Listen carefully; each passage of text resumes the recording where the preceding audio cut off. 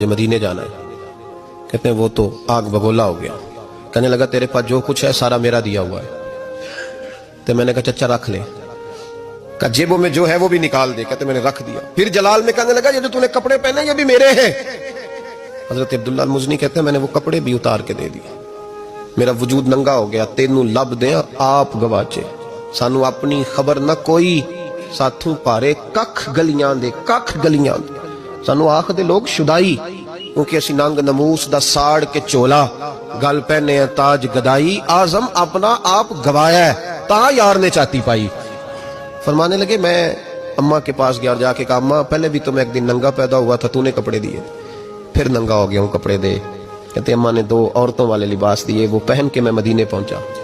میں بڑی غربتوں میں آیا تھا. میں دیہاتی تھا. مجھے کچھ کرنا نہیں آتا تھا پر مجھے یوں لگتا تھا کہ مدینے میں سب سے زیادہ عزت میری ہے.